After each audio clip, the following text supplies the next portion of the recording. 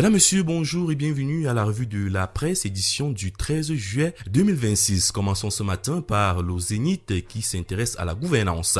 Ces ministres intérimaires ad vitam aeternam. Le Cameroun fait face à une situation sans précédent. 4 ministres du gouvernement ont rendu l'âme et 2 ont démissionné, laissant leur poste vacant. Curieusement, aucun d'entre eux n'a été remplacé à ce jour. Un immobilisme qui soulève de sérieuses questions sur la gouvernance du pays.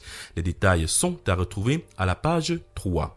Le quotidien d'information républicaine Le Drapeau s'intéresse ce matin à la 51e session de l'APF et titre en grande une les résolutions de Yaoundé. Au terme de travaux intenses au Palais des Congrès, la 51e session de l'Assemblée parlementaire de la francophonie a rendu son verdict ce 11 juillet 2026 entre réaffirmation du multilatéralisme, engagement contre les changements climatiques et promotion de l'inclusion. Le Parlement camerounais, sous l'impulsion du président de la République Paul Biya, a réitéré son ambition de faire de la solidarité francophone un levier stratégique pour la souveraineté des États. Les détails sont à retrouver dans les pages 3 et 4.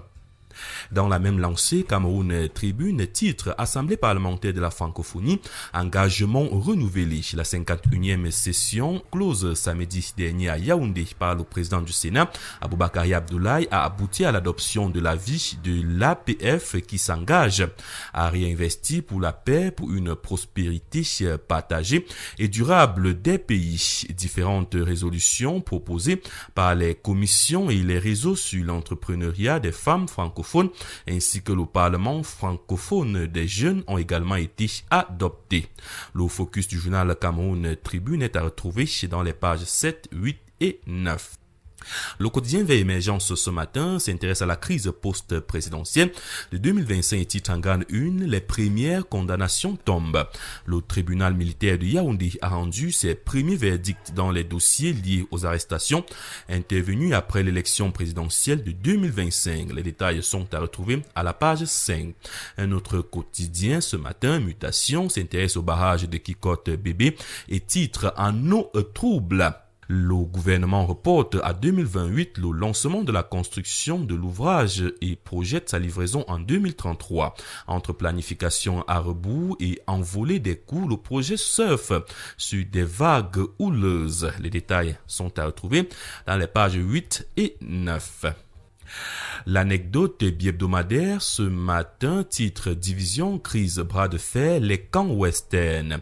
Le giga meeting de remerciement de la région de l'Ouest Cameroun à Paul Biya pour la désignation de Théodore Ndatou comme président de l'Assemblée nationale, annoncé cette fin du mois, est venu raviver les querelles internes entre l'élite politique de cette partie du pays. Deux clans semblent désormais se regarder en chien de faïence pour une guerre de leadership entre la nouvelle et l'ancienne garde politique. Décryptage à retrouver dans le journal Anecdote ce matin, précisément à la page 3. Continuons avec l'œil du Sahel qui s'intéresse à la localité de Kalfou ce matin et nous renvoie à la page 7. Lire les incursions d'éléphants qui font 15 morts en 2025. Continuons avec les repères ce matin qui titre PAD Bordeaux, renouvellement de l'accord cadre. Le directeur général du port autonome de Douala, Cyrus Ngo, et le directeur général adjoint du grand port maritime de Bordeaux, Reynold Picard, ont signé les documents y afférents le 9 juillet 2026 à Douala, à l'effet de donner un nouvel élan à la coopération liant les deux institutions portuaires depuis le 11 mars 2019 à travers le renforcement des échanges d'expériences et le développement d'actions communes dans plusieurs domaines stratégiques. Les détails sont à retrouver à la page 3.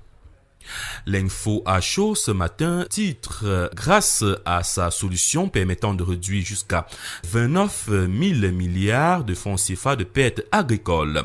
Un diplômé de l'IAI honore le Cameroun en France. Brian Yebga, diplômé de l'IAI Cameroun, vient de remporter un important prix à Montpellier en France. En diagnostiquant les maladies des plantes en seulement 2 secondes, la solution permet de réduire jusqu'à 29 000 milliards de francs CFA de pertes agricoles tout en permettant aux producteurs d'économiser jusqu'à 525 000 francs CFA par hectare. Les détails sont à retrouver à la page 2. Le journal bi-hebdomadaire L'Indépendant titre Entourage présidentiel, les faux semblants. Au sommet de l'État, les faux semblants constituent une arme de diversion massive. Derrière les discours officiels sur la stabilité et l'intérêt général, l'entourage immédiat du président est au centre des luttes d'influence impitoyables. Ces manœuvres n'ont qu'un seul objectif inavoué, le contrôle du fauteuil présidentiel. Les détails sont à retrouver à la page 3. Le quotidien Econews titre ce matin Béa Koba contre SEDEC, 3 principes juridiques rendent la supervision communautaire illégale. Le conflit autour du transfert des fonds publics vers les caisses de dépôt et consignation entre dans une phase de clarification technique.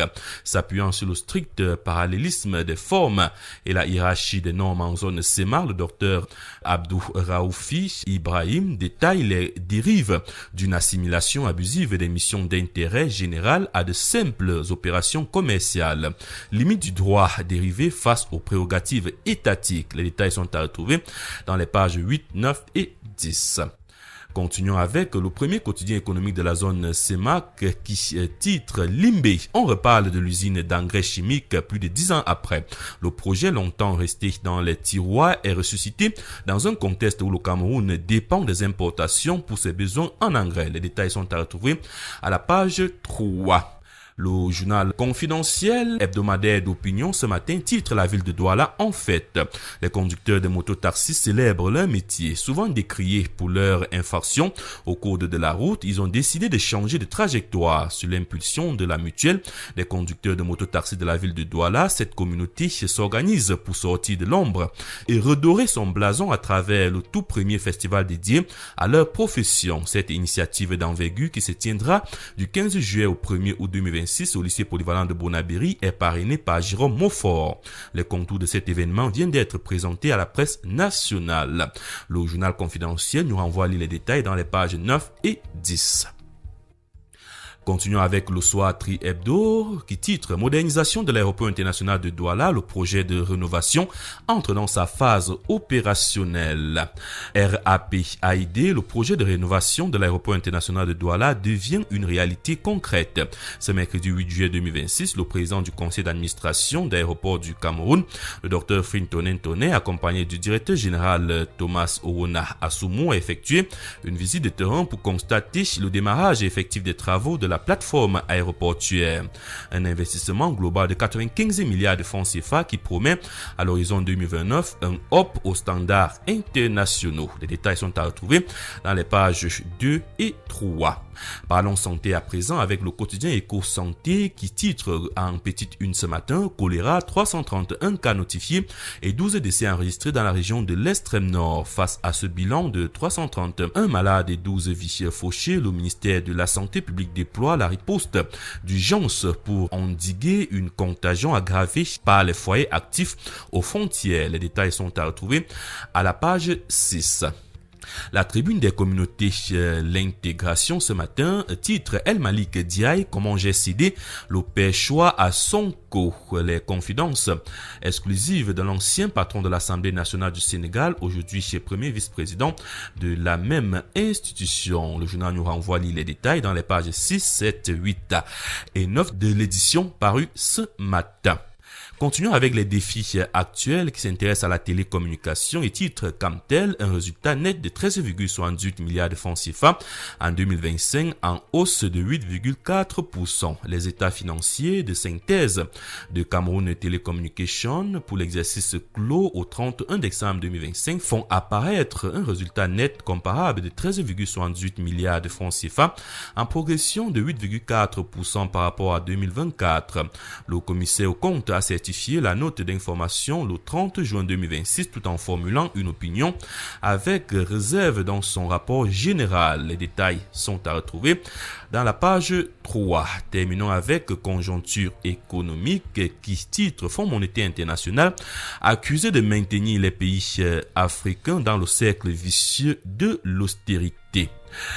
Un rapport publié par plusieurs organisations internationales remet en cause les orientations du Fonds monétaire international en matière de gestion de la dette et des finances publiques. Après l'examen des recommandations adressées à 11 pays entre 2022 et 2025, les auteurs estiment que l'institution continue de privilégier le remboursement des créanciers au détriment des investissements dans la santé, l'éducation et les services publics.